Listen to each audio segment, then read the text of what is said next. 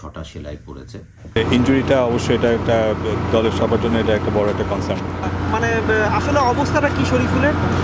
শরীফুল খেলা শেষে ওকে এখানে লোকাল একটা মেডিকেল সেন্টার আছে, ওখানে একজন হ্যান্ড সার্জন কনসালটেন্ট আছেন, তাকে দেখাতে নিয়ে যাওয়া হয়েছে।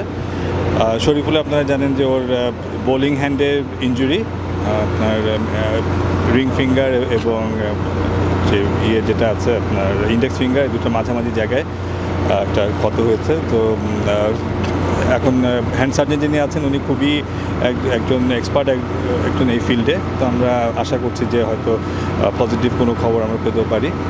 বাট ইনজুরিটা অবশ্যই এটা একটা দলের সবার জন্য এটা একটা বড় একটা কনসার্ন।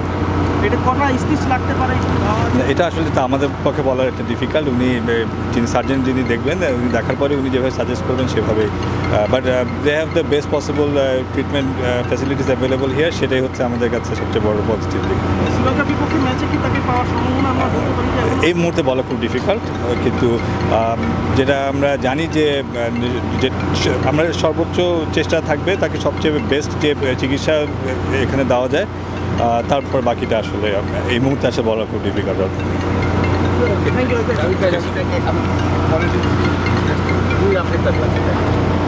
আচ্ছা, যেটা বললাম যে শরীফুল আজকের খেলায় একটা চোট পেয়েছে, আপনারা জানেন। এটা তার যে মিডল ফিঙ্গার এবং ইন্ডেক্স ফিঙ্গার বোলিং হ্যান্ডের এই জায়গাটায় একটা ক্ষত হয়েছে।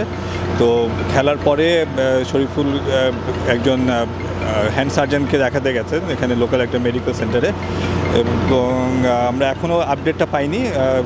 বাট আমরা যেটা জানি যে যারা দেখবেন তাকে, তারা এই ফিল্ডে সব অত্যন্ত এক্সপার্টিস তারা রাখেন। তো আমাদের আসলে আশা আছে যে হয়তো পজিটিভ কোনো আউটকাম হয়তো হবে আলটিমেটলি।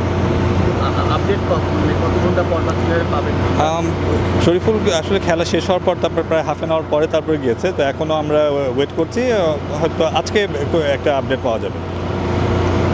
আজকে ইন্ডিয়া বাংলাদেশের মধ্যেকার প্রস্তুতিকালীন ম্যাচ চলাকালীন সময়ে শরীফুলের নিজের শেষ ওভারে বোলিংয়ের সময় একটা ফিরতি বলে আটকাতে গিয়ে ওর বাঁ হাতের তর্জনী এবং মধ্যমা, অর্থাৎ রিং ফিঙ্গার এবং ইন্ডেক্স ফিঙ্গারের মধ্যেকার যে ওয়েব স্পেস, সেখানে একটা স্প্লিট ইনজুরি হয়। মাঠে তাৎক্ষণিক পরিচর্যার পরে শরীফুলকে খেলা শেষে নিকটস্থ নেসাও ইউনিভার্সিটি মেডিকেল সেন্টারে নিয়ে যাওয়া হয়।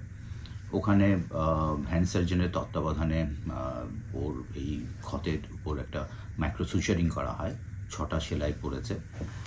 তো আমরা দুদিন পরে ওর ড্রেসিং পাল্টানোর জন্য আবার হ্যান্ড সার্জনের কাছে যাব। তখন আমরা আসলে বুঝতে পারবো যে ওর রিটার্ন টু প্লের জন্য কীরকম সময় লাগবে। শরীফুলের গুরুত্বের কথা বিবেচনা করে আমরা ওর মেডিকেল চিকিৎসার ব্যাপারে সর্বোচ্চটা দেওয়ার চেষ্টা করছি, যেন ও নিরাপদে তাড়াতাড়ি খেলায় ফিরে আসতে পারে।